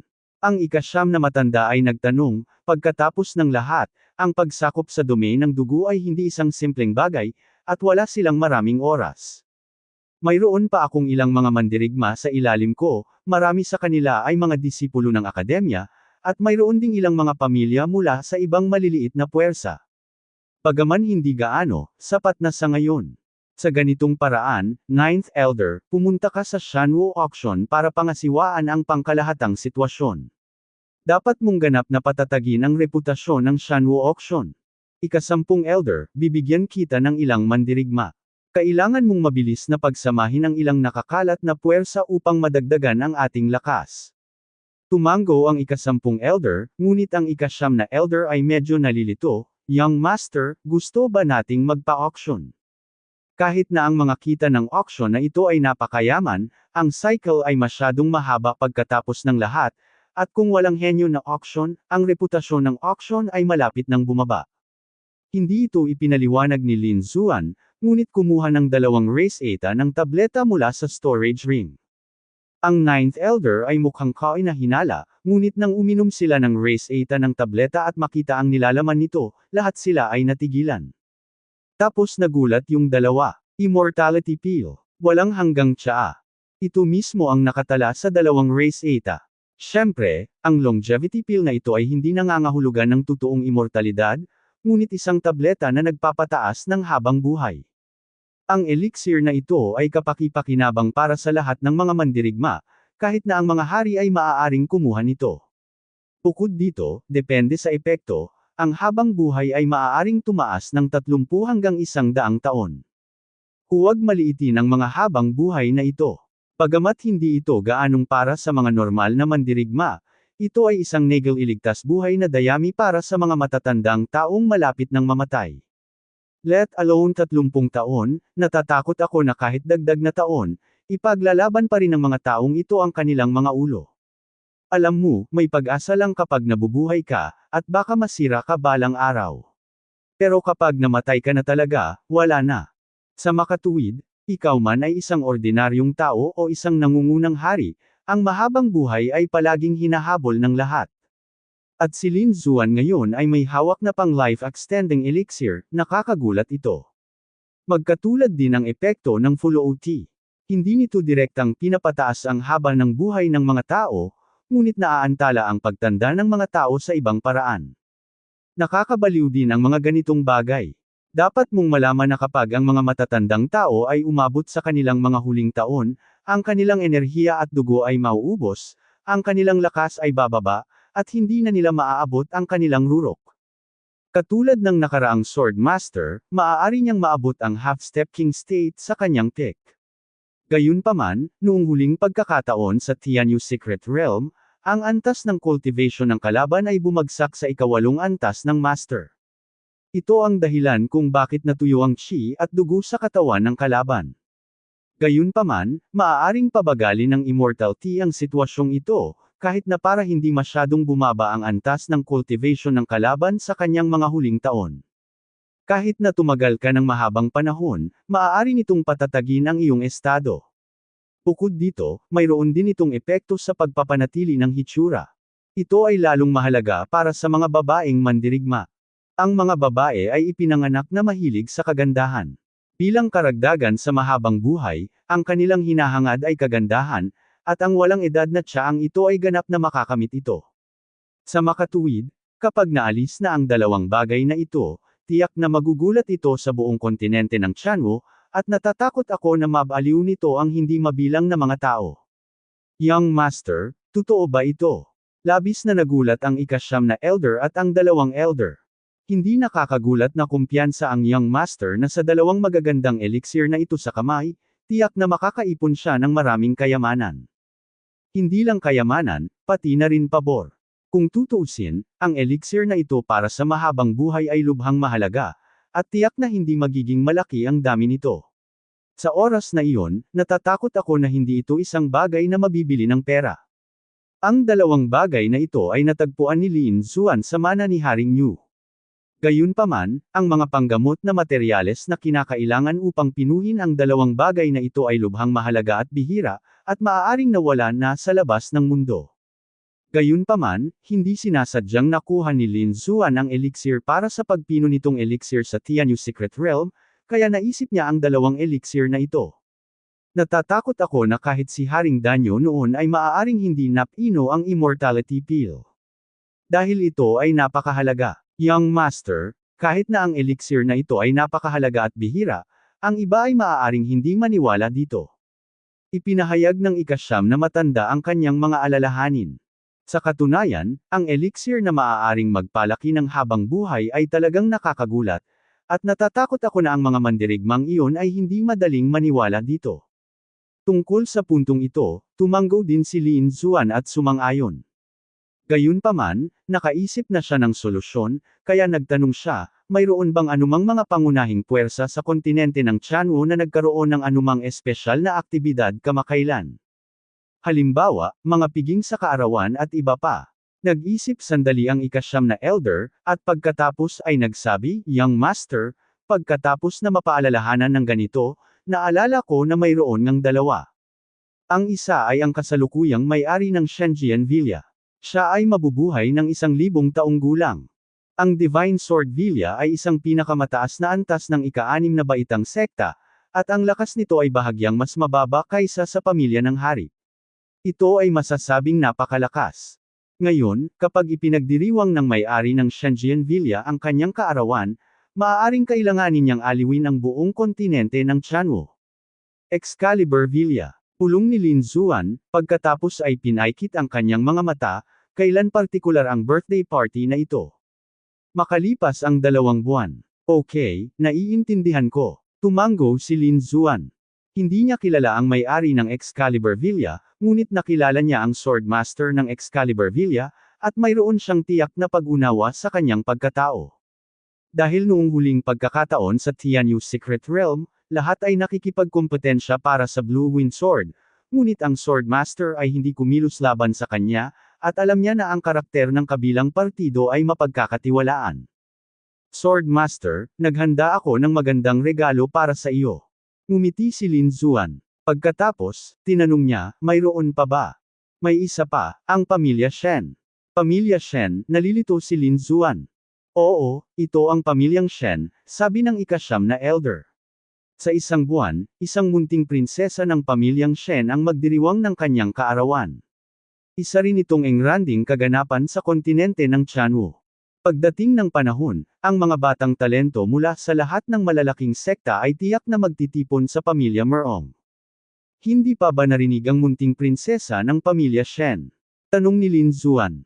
Alam niyang may maliit na prinsesa ang pamilya Merong, iyon ay si Merong Xingcheng, ngunit talagang hindi niya alam ang munting prinsesa ng pamilya Shen. Pero hindi naman masama kung iisipin mo. Sa totoo lang, Young Master, huwag kang magtaka. Hindi alam ng marami ang tungkol sa bagay na ito. Natatakot ako na ang mga nangungunang makapangyarihang pamilya lang ang nakakaalam nito ngayon. O bakit ganun? Makatuwirang dahilan na ang kabilang partido ay ang munting prinsesa ng pamilya Shen at hindi dapat mas masahol pa kay Merong Xingcheng. Ang gayong tao ay tiyak na pinuno ng nakababatang henerasyon sa kontinente ng Tianwu. Ngunit tila hindi alam ng maraming tao kung ano ang ibig sabihin ng ikasyam na elder. Well, actually speaking, itong munting prinsesa ng pamilya Shen ay nakakaawa din na tao. Mabagal na sinabi ng ikasyam na elder, ang ibang tao ay talagang isang napakagandang tao sa nakaraan, at ang kanyang mukha ay napakaganda, hindi mas masahol pa kaysa kay Merong Xingcheng. Tumanggo si Lin Xuan, ngunit lalo siyang nataranta, dahil ganoon siyang tao, bakit siya magtatago sa nyebe? May iba pa bang layunin ang pamilya Shen? Hindi naman sa sinasadyang itago ng pamilya Shen, pero may nangyari sa gitna. 3 taon na ang nakalipas, ang munting prinsesa ng pamilya Shen ay naglakbay ng mahabang panahon at tila umalis sa kontinente ng Tianwu. Pagbalik ko, nagkataon na ginaisang ako ng bloodline ko, pero may nangyaring mali sa proseso, at kinagat ako ng kapangyarihan ng bloodline ko. Ang kinahinatnan ay ang kabilang partido ay nasunog, ang mga meridian sa katawan ay nasira, at ang panlabas na pagpapakita ay nasusunog sa balat at hitsura. May chismis na ang pamilya Shen ay mayroon ding napakalakas na bloodline, at ang bloodline ng munting prinsesa ay bumalik sa kanyang mga ninuno noong panahong iyon, at ang kapangyarihan nito ay mas malakas. Kahit ang hari ng pamilya Shen ay walang magawa tungkol dito. Sa makatuwid, sa taong iyon, ang munting prinsesa ng pamilyang Shen ay nawala sa kanyang paglilinang at ang kanyang hitsura ay nasira. Bagamat nakaligtas siya pagkatapos noon, nawalan siya ng lahat ng pag-asa, at unti-unting walang balita tungkol sa kanya sa kontinente ng Tianwu. Sa pagkakataong ito ay ika-20 kaarawan ng kabilang partido, mukhang gustong samantalahin ng pamilya Merong ang pagkakataong ito na magpakasal sa isang pamilya. Paano ka mag-aasawa kung sunog ang buong katawan mo? Sumimangot si Lin Zuan. Bagaman nasunog siya, nandoon pa rin ang kanyang pagkakakilanlan. Kung tutuusin, siya ang pinakadirektang miyembro ng pamilya Shen. Natatakot ako na maraming mga mandirigma ang darating para mag-propose ng kasal. Kung tutuusin, pangarap ng lahat na magkaroon ng relasyon sa pamilya Shen. Oy, mahirap din siyang tao. Bamantong hininga si Lin Zuan, ano ang pangalan ng munting prinsesa na ito ng pamilya Shen? Oh, alam ko ito. Shen Jingqiu ang pangalan niya. Sabi ni Elder Ninth. Anong tawag mo dito? Tumalon si Lin Zuan. Shen Jingqiu? Tanong ng ika-9 na Elder, kilala ba siya ng Young Master? Natarante si Lin Zuan. Isang larawan ang lumitaw sa kanyang isipan. Ito ay isang magandang babae na nakikipag-usap sa kanya sa isang palasyo sa ilalim ng lupa. Lin Zuan, kailangan mong pumunta sa Tianwu Continent para hanapin ako. Sa huli, ang batang babae ay nag-iwan lamang ng isang hugis crescent na palawit, at pagkatapos ay umalis. Nang maglaon, dumating si Lin Zuan sa kontinente ng Tianwu, ngunit walang balita tungkol kay Shen Jingqiu. At ang kontinente ng Tianwu na ito ay napakalawak, napakahirap humanap ng tao. Akala ni Lin Zuan ay hindi na niya ito makikita muli sa buhay na ito. Pero hindi ko inaasahan na makakarinig ako ng balita mula sa kabilang partido ngayon. Ang kabilang partido pala ay ang munting prinsesa ng pamilya Shen. Wala na pala itong balita sa kabilang partido nitong mga taon dahil may nangyari sa kabilang partido. Natatakot ako na ang pamilya Shen ay tinataka ng balita tungkol kay Shen Jingqiu sa loob ng mahabang panahon. Hindi nakakagulat na hindi niya ito narinig. Jingqiu, hindi ko hahayaang may mangyari sa iyo. Kinuyam ni Lin Zuan ang kanyang mga kamao. Napakalungkot ng sitwasyon ni Shen Jingqiu na maging ang hari ay walang magawa, masasabing walang pag-asang gumaling sa buhay na ito. Ngunit iba na ngayon. Alam ni Lin Zuan ang tungkol dito, at mayroon pa rin siyang immortal na tsaa sa kanyang kamay. Sa pamamagitan ng mahiwagang espiritual na tsaang ito, naniniwala akong lubos nitong maaayos ang mga pinsala ni Shen Jingqiu. Ngayong mayroon na siyang target na aksyon, inayos ni Lin Zuan na simulan ng Ninth Elder at iba pa ang paghahanda. At siya mismo ay nasa pag-iisa, pinipino ang elixir ng mahabang buhay at walang kamatayang tsaa. Sa kasalukuyang lakas ni Lin Zuan, walang problema sa pagpino sa ika-8 grade elixir. Kung isasama sa 10,000 Beasts Cauldron, maaari pa niyang pinuhin ang 9th grade elixir. Ang elixir na ito ng mahabang buhay ay lubhang espesyal. Ang grado nito ay hindi naayos at maaaring magbago-bago pataas at pababa. Ang pinakamababa ay ang ika-8 baitang elixir, habang ang mas mataas ay maaaring lumampas pa sa ika-9 na baitang elixir at maabot ang larangan ng banal na gamot. Depende sa grado, ang longevity pill ay nagpapataas ng habang buhay ng iba. Maaari na ngayong pinuhin ni Lin Zuan ang mga elixir sa ika-8 baitang na na-upgrade ng humigit kumulang 30 taon, at maaari ring pinuhin ang mga elixir ng ika-9 na baitang na na-upgrade ng humigit kumulang 50 taon. Pagkatapos mag-isip tungkol dito, sa wakas ay pinino ni Lin Zuan ang isang ika-8 baitang elixir na maaaring pahabain ang kanyang buhay ng 30 taon. Ang mga elixir na kinakailangan para sa mga elixir na ito ay lubhang mahalaga at hindi magagamit sa labas ng mundo, at hindi marami sa Lin Xuan. Masasabing mas kaunti ang iyong ginagamit. Kaya naman, kaunti lang ang kinuha niya, at ang iba ay itinanim sa espasyo ng misteryosong maliit na espada sa kanyang katawan. Dahil ang Purple Thunder Divine Bamboo ay maaaring itanim sa lugar na iyon, syempre ang iba pang mga elixir ay maaari ding itanim. Sinubukan ito ni Lin Xuan at nalaman na ang mga elixir na ginamit niya upang lumikha ng Elixir of Longevity ay maaaring tumubo dito. Ito ay lubos na nagpaginhawa sa kanya, kaya't hindi niya kailangang mag-alala tungkol sa mga materyales na panggamot. Dahil maraming espiritual na enerhiya sa mahiwagang espasyong ito, at ang rate ng paglago nito ay mas mabilis kaysa sa labas ng mundo, mabilis siyang makakakuha ng mga rich elixir. Hindi lang iyon, nagtanim din si Lin Xuan ng isang walang kamatayang puno ng tsaa sa loob. Ang walang kamatayang tsaa ay hindi kailangang pino, kunin lamang ang mga dahon mula sa walang kamatayang puno ng tsaa at gumawa ng tsaa. Gayunpaman, ang mga dahon na ito ay napakabihirang. Ang nasa kamay ni Lin Xuan ay mayroon lamang higit sa 30 dahon. Hindi niya ininom ang Immortality Pill, ngunit uminom siya ng Immortality Tea, at nalaman niyang nakakagulat na maganda ang epekto nito. Napakakaunting dahon ng Immortal Tea ngayon. Kung marami pang dahon sa hinaharap, ang mga bagay na ito ay maaaring ibigay sa mga kaibigan sa paligid mo. Ang pagkuha nito sa mahabang panahon ay tiyak na magpapatibay sa pundasyon ng martial arts at mapapabuti pa ang iyong hitsura. Si Lin Xuan ay nagsasanay ng mga elixir at naglilinang ng mga espiritual na halamang gamot para sa paghahanda sa birthday party ng munting prinsesa ng pamilya Shen. Hindi lang siya, kundi iba pang puwersa ng pamilya ang naghahanda dahil alam nilang hindi ito simpleng birthday party. Sa likod ng piging na ito, mayroon ding layunin ng kasal. Bagamat nasira ang hitsura ng munting prinsesa ng pamilya Shen, siya ay direktang miyembro pa rin ng pamilya Shen, at ang kanyang ama ay may hawak na malaking kapangyarihan sa pamilya. Kaya't ang makapag-asawa ng gayong babae ay mahusay para sa bawat pamilya. At least, kaya niyang umakyat sa malaking puno ng pamilya Shen, at maging pangunahing figure ng pamilya Shen.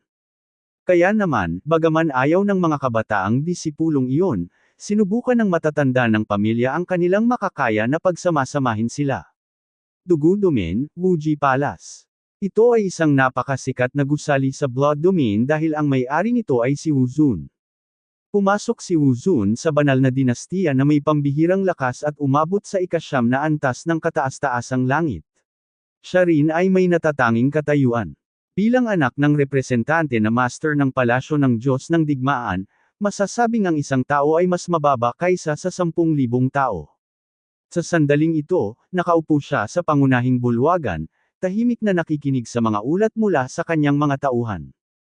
Sa tabi niya, nakatayo ang isang gwapong binata, ngunit ang mukha ng binatang ito ay kasing lamig ng yelo, walang ekspresyon. Ang lalaking ito ay walang iba kundi ang sikat na Masterling Feng sa kontinente ng Tianwu. Anak din siya ni Wu Zun at apo ng representante na Panginoon ng palasyo.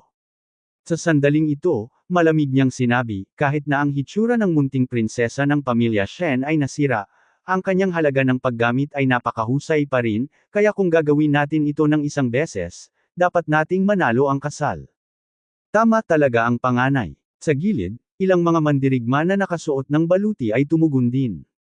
Noon, nagkaroon kami ng ilang salungatan sa pamilya Shen sa Tianyu Secret Realm, na nagdulot ng ilang pagkasira sa relasyon ng dalawang partido.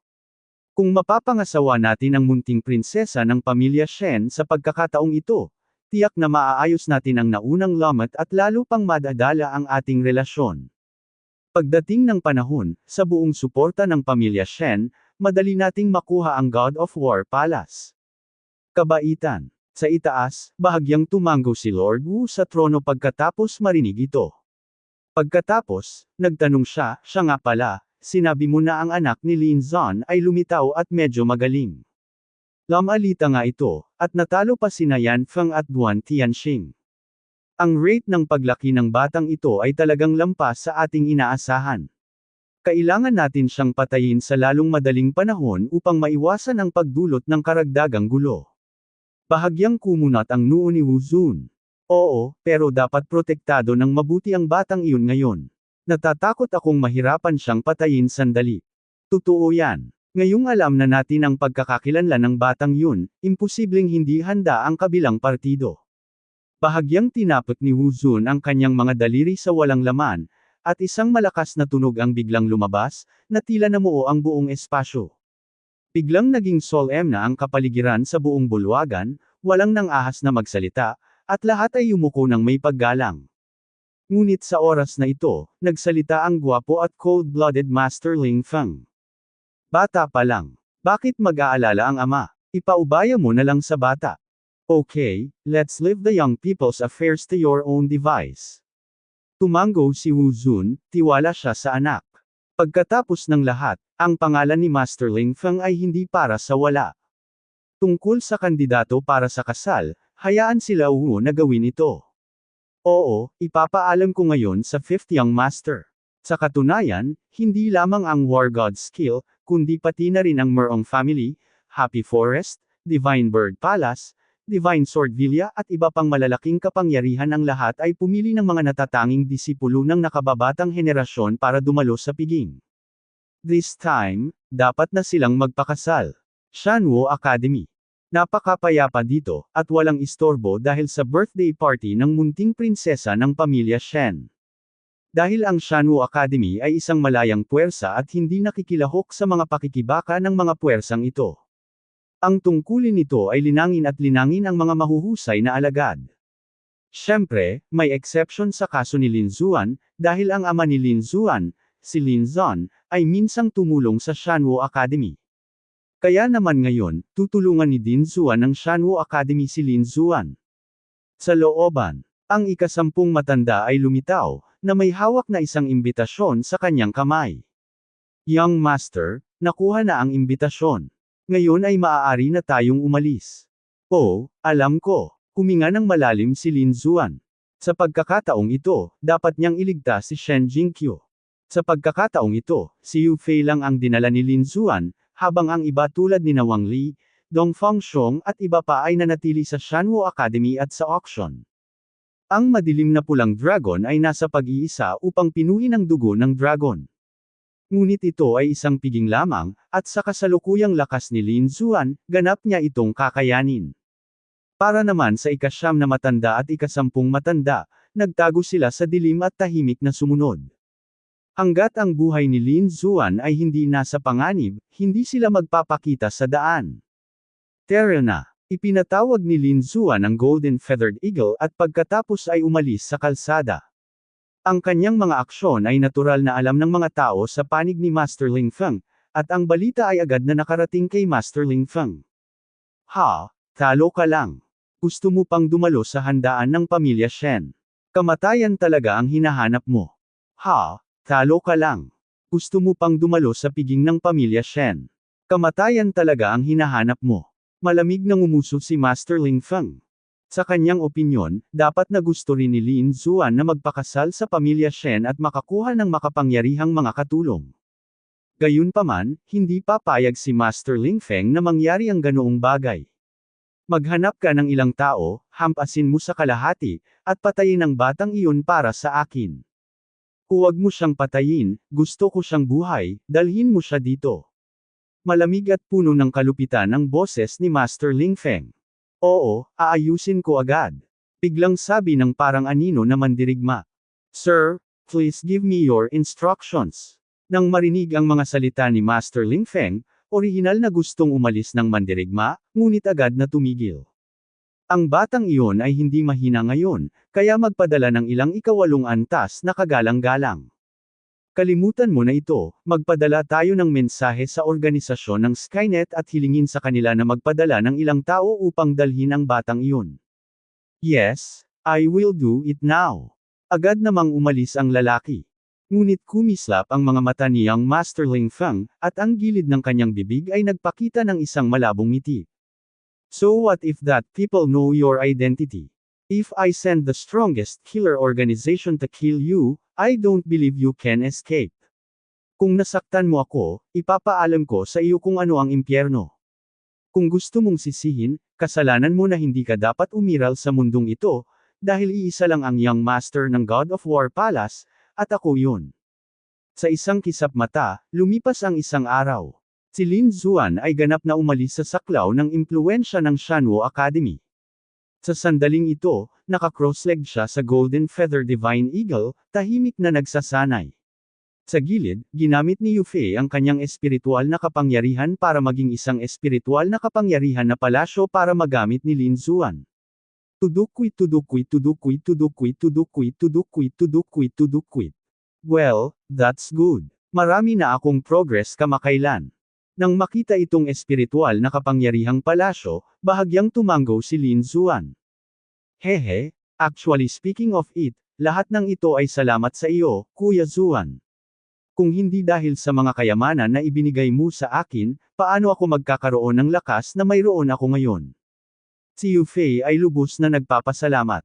Ang kanyang kasalukuyang lakas ay umabot sa ika-6 na antas ng kagalang-galang. Bukod dito, napaka-espesyal ng kanyang martial spirit, ito ay isang shadow martial spirit, mahusay itong makaramdam at maniktik ng impormasyon, masasabing perpekto ito para sa intelligence work.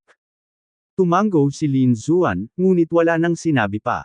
Sa halip, ipinikit niya ang kanyang mga mata at nagpatuloy sa pagsasanay. Nasa kanyang mga kamay ang pinakamultitalented na kayamanan, kaya hindi siya mag-aaksaya ng anumang oras sa pagsasanay. Kasabay nito, may 4 na figure sa likod nila, tulad ng mga multo, na mabilis na gumagalaw sa kawalan. Isang araw na. Ngayong tuluyan na siyang umalis sa teritoryo ng Shanwo Academy, maaari na tayong kumilos. Sige, mag-iingat ka mamaya. Huwag mong patayin ang batang iyan. Wasakin mo na lang siya. Don't worry, kuya, we are professional in catching a kid from the 7th heaven. Walang magiging problema. Kumpiyansa silang 4 at sa kanila kasan ang bilis. Sa unahan, ibinuka ng Golden Feathered Eagle ang mga pakpak nito at lumipad ng napakabilis at maayos. Ngunit biglang, si Lin Xuan, na naka-cross-leg dito, ay biglang nagmulat ng kanyang mga mata. Sa gilid, nakasimangot din si Yufei at sobrang solemn na. Kuya Xuan, parang may nangyayari. Napansin ng Shadow Martial Spirit ko na may mali sa paligid na aura. Si Lin Xuan ay lubos na nagulat sa epekto ng anino ng Martial Spirit na ito. Hindi niya inaasahan na mararamdaman niya ang gayong banayad na pagbabago. Alam mo, kahit ang mga halimaw na tulad ng Golden Feathered Eagle ay hindi nakakaramdam ng panganib. May panganib talaga. Mag-ingat ka mamaya at protektahan mo ang iyong sarili ng hindi kumikilos. Sabi ni Lin Xuan sa malalim na boses. Oo, alam ni Yufei ang lakas ni Lin Xuan. Kaya niyang talunin kahit si Montaigne at iba pa. Natatakot ako na ang mga ordinaryong mandirigma ay hindi makakapantay sa kanya. Gayunpaman, minamaliit pa rin niya ang sneak attack na ito. Sa 4 na direksyon, harap, likod, kaliwa, at kanan, ang espasyo ay biglang nahati sa isang iglap, at 4 na mahabang espada ang kumislap ng malamig na liwanag, na tumusok sa ulo at puso ni Lin Xuan. Ang palihim na pag-atake na ito ay napakabigla na ang distansya sa pagitan ng 4 na mahabang espada ay wala pang 10 talampakan ang layo mula kay Lin Xuan. Bukod dito, ang pag-atake na ito ay napakatalim at naglalaman ng malakas na aura ng 8th Heavenly Master. Kagalang-galang na ikawalong langit, 4 na kagalang-galang ikawalong langit. Sa isang iglap, biglang nagbago ang ekspresyon ni Yufei. Alam niyang nagbago na ang sitwasyon at may darating na umatake sa kanya.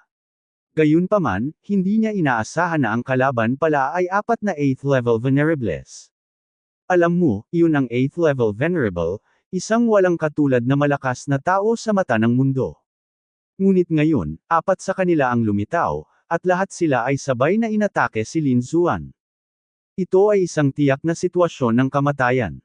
Kuya Xuan, mag-ingat ka. Umungol si Yufei at tatayo na sana para harangin ang pag-atake. Maging ang mga mukha ng ika-9 na elder at ang ika-10 elder, na nagtatago sa kadiliman, ay naging sobrang solemn na. Parehong hindi naiwasang kumilos ang dalawa. Gayunpaman, malamig na sinabi ni Lin Xuan, hindi, ako mismo ang gagawa. Nang marinig ito, ang ika-9 na elder at ang 2 matanda ay natigilan, nag-alinlangan sandali, at sa wakas ay hindi na kumilos. Sa susunod na sandali, isang malaking espiritual na kamay ang humawak kay Yufei at bumuo ng isang bilog na espiritual na proteksyon para protektahan siya. Ang katawan ni Lin Xuan ay sumambulat na may malakas na enerhiya, mabilis na bumuo ng apat na malalaking kamao at sumasabog sa lahat ng direksyon.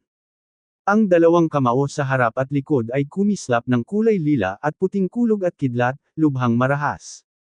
Ang dalawang kamao sa kaliwat kanan ay ganap na itim, na may itim na apoy na tumatalon at sumasayaw sa mga ito, na may dalang kakaibang aura. Apat na kamao ang sabay na lumabas at mabilis na tumama sa apat na mahabang espada na itinutok sa kanila. Boom! Isang dumadagandong na tunog ang umalangaw-ngaw, marahas na enerhiya ang sumabog, at ang apat na kamao ay labis na nakakatakot, napaatras ang apat na mahabang espada sa isang iglap. Matapos ang tunog na nakakabasag ng lupa, napaatras ang apat na figure sa kahihiyan, dumausdas ng daan-daang talampakan sa ere bago sila huminto. Ito ay apat na lalaking nakaitim. Ang kanilang mga katawan ay nababalot ng itim na ambon, na lubhang kakaiba, ngunit ang nakamamatay na aura sa kanilang mga katawan ay labis na napakalaki. Bagamat hindi nila makita ng malinaw ang kanilang mga mukha, ang mga mukha ng apat na tao ay puno ng pagkabigla sa sandaling ito. Paano ito posible kung ito ay nakablock? Imposible, paano nagawa ng batang ito? Laking gulat nila na hindi makapaniwala sa nangyayari. Ang kabilang partido ay talagang napatumba silang apat sa isang iglap. Paano ito magiging posible? Alam mo, mga 8th level vulnerables sila, at top killers din sila. Masasabing sobrang kakaiba sila at walang makakapag-imbestiga sa kanila. Nagsanib puwersa silang apat at nagawang patayin ang mga nangungunang numero sa mga kagalang-galang na pang-8 antas, pabayaan ang isang maliit na ika-7 antas na kagalang-galang. Ngunit ngayon, nabigo sila. Damn it, everyone, pansinin mo, masyadong kakaiba ang batang ito. Ang pinuno ay isang nasa katanghaliang gulang na lalaki. Sa orihinal, hindi niya gaanong pinapansin ang misyon na ito dahil ang kabilang partido ay isang ika-7 antas na kagalang-galang. Sa kanyang palagay, pinagalitan lang ng kabilang partido si Master Ling Feng, kaya ipinadala nila ang mga ito upang patayin siya. Ngunit ngayon, napagtanto niya na siya ay ganap na mali. Ito ay hindi ordinaryong ika-7 antas na kagalang-galang. Tila hindi madaling matapos ang gawaing ito. Pagkatapos, nanlaki ang mga mata ni Yufei at hindi siya makapaniwala. Alam niya na napakalakas ni Lin Xuan, ngunit hindi niya inaasahan na magiging ganoon kalakas, napaatras ang apat na sage sa ika-8 antas sa isang suntok.